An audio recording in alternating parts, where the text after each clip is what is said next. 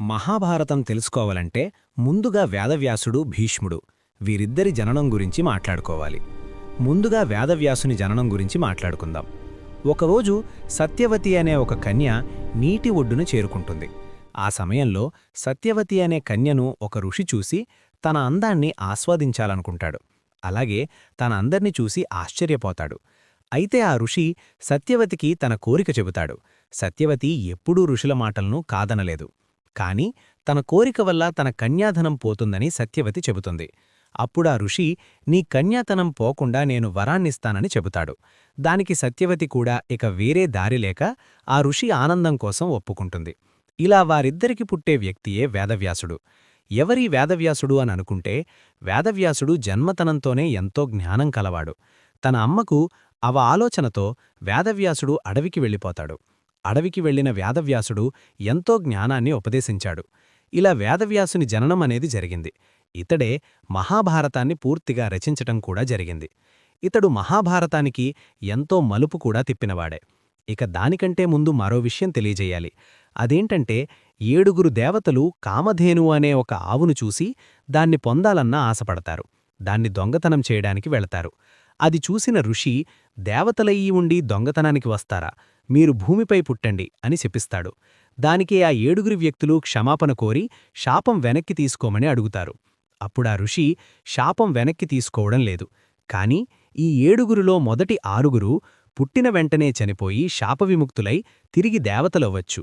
కాని 7వాడు మాత్రమే దొంగతనానికి ముఖ్య కారణం కాబట్టి అతడు ఒక్కడే మీ అందరి ఆయుష్ను అనుభవించి ఎక్కువ సంవత్సరాలు భూమిపై గడితి మరణిస్తాడు అని చెబుతాడు. అందుకారణంగా ఆ 7 గంగాదేవి వద్దకు వెళ్లి తమ బాధాలను చెబుతారు. అప్పుడు గంగాదేవి, సరే 7 నా కడుపును పుట్టండి, మొదటి 6 నేనే స్వయాన చంపేస్తాను, ఇంకా 7వాణ్ణి నేనే పెంచుకుంటాను అని గంగాదేవి చెబుతుంది. దానికి వారు అంగీకరిస్తారు. భూమిపై శాంతాను అనే ఒక మహారాజు గంగాదేవిని చూసి ఇష్టపడతాడు. అందుకారణంగా గంగాదేవి శాంతన మహారాజుతో వివాహం చేసుకుంటుంది. అప్పుడు గంగాదేవి పెట్టే షరతేంటంటే, పెళ్లి తర్వాత నేనేం చేసినా దానికి మీరు ప్రశ్నించకూడదు అని. దానికి శాంతన మహారాజు కూడా ఒప్పుకుంటాడు. ఆ తర్వాత వాళ్లు మొదటి బిడ్డకి జన్మనివ్వగా గంగాదేవి ఆ బిడ్డను తీసుకెళ్లి నీళ్లల్లో పారేస్తుంది. అది చూసిన శాంతన మహారాజు ఎంతో కోపిస్తాడు. కాని తన ఇచ్చిన మాట గుర్తుకు వచ్చి తనను ప్రశ్నించకుండా మౌనం పాటిస్తాడు. ఇక అలాగే తర్వాత పుట్టే 5 పుత్రులను కూడా గంగాదేవి తీసుకెళ్లి గంగానదిలో పారేస్తుంది. అది చూసిన శాంతన మహారాజుకి ఎంతో కోపం వస్తుంది. ఇచ్చిన మాట ప్రకారం ధర్మానికి కట్టుబడి తాను మళ్లీ మౌనం పాటిస్తాడు. అలా ఒకసారి 7వ పుత్రుడు జన్మిస్తాడు. ఆ పుత్రుణ్ణి కూడా గంగాదేవి నీటిలో పారేస్తుండగా శాంతన మహారాజు ఆపి, ఎందుకు నీవింత దారుణంగా ప్రవర్తిస్తున్నావో అని ప్రశ్నిస్తాడు. అప్పుడు గంగాదేవి జరిగిన విషయం చెబుతుంది. పుట్టిన మొదటి 6 దేవతలు. వారికి స్వర్గపాలన ఉంది కాబట్టి వారి భూమిపై ఉంటే కష్టమే. అందువల్ల వారిని నేనే స్వయాన చంపేశాను. ఇప్పుడు వారు చేరాల్సిన చోటే చేరి ధర్మపాలన చేస్తారు. ఇక ఈ 7వాణ్ణి నేనే స్వయాన పెంచుతాను అని గంగాదేవి మాటిచ్చి ఆ 7వ పుత్రుణ్ణి తీసుకుని దూరం వెళ్ళిపోతుంది. అలా చాలా సంవత్సరాల తర్వాత శాంతన మహారాజు అడవికి వెళుతుండగా ఒక యోధుడు కనబడతాడు. ఆ యోధుడు ఎంతో గొప్పగా బాణాల్ని ఉపయోగిస్తుండగా ధనుస్సు పట్టుకుని అదిరిపోయే ధనుర్విద్యను చూపెడుతున్నాడు. అది చూసిన శాంతన మహారాజు, ఎవరు నీవు, ఇంత గొప్పగా విద్యను ఎలా నేర్చుకున్నావో అని అడుగుతాడు. అప్పుడా వ్యక్తి, నేను దేవభ్రతుణ్ణి, గంగాదేవి పుత్రుణ్ణి, అలాగే పరశురాముడి శిష్యుణ్ణి కూడా అని చెబుతాడు. శాంతన మహారాజు ఎంతో సంతోషిస్తాడు. ఎందుకంటే వచ్చినవాడు తన పుత్రుడే అని అర్థమవుతుంది. అలా గంగాదేవి కూడా అక్కడ చేరుకొని వివరాలన్నీ చెప్పి ఆ దేవభ్రతుణ్ణి శాంతన మహారాజు వద్దకే పంపించేస్తుంది. అలా శాంతన మహారాజు ఎంతో ప్రేమగా తన పుత్రుడైన దేవభ్రతుణ్ణి పెంచసాగాడు. ఒకరోజు శాంతన మహారాజు దారిలో వెళుతుండగా సత్యవతి అనే కన్యను చూస్తాడు. మనం మొదట్లో మాట్లాడుకున్న కన్యే ఈ సత్యవతి. సత్యవతిపై శాంతన మహాకి ప్రేమ పుట్టుకు వస్తుంది. అందుకారణంగా సత్యవతికి అడుగుతాడు, నీవు నన్ను వివాహం చేసుకుంటావా అని. సత్యవతి అందుకు ఒప్పుకుంటుంది. కాని సత్యవతి వారి తండ్రి ఒక షరతు పెడతాడు. అదేంటంటే, ఒకవేళ నీవు నా పుత్రికకు వివాహం చేసుకోవాలి అనుకుంటే తనకు పుట్టబోయే బిడ్డే నీ రాజ్యానికి రాజవ్వాలి. అంతేగాని నీకు ఇంతకు ముందే పుట్టిన గంగాపుత్రుడు దేవభ్రతునికి రాజ్యమైతే ఇవ్వకూడదు అని షరతు పెడతాడు. దానికి శాంతన మహారాజు ఒప్పుకోడు. ఎందుకంటే తనకి దేవభ్రతుని మీద ఎంతో ప్రేమ ఉంది. అలా శాంతన మహారాజు తిరిగి తన రాజ్యానికి వెళుతాడు. కాని ఎంతో బాధపడతాడు. ఆలోచిస్తాడు. తన మనసంతా సత్యవతిపై ఉంటుంది.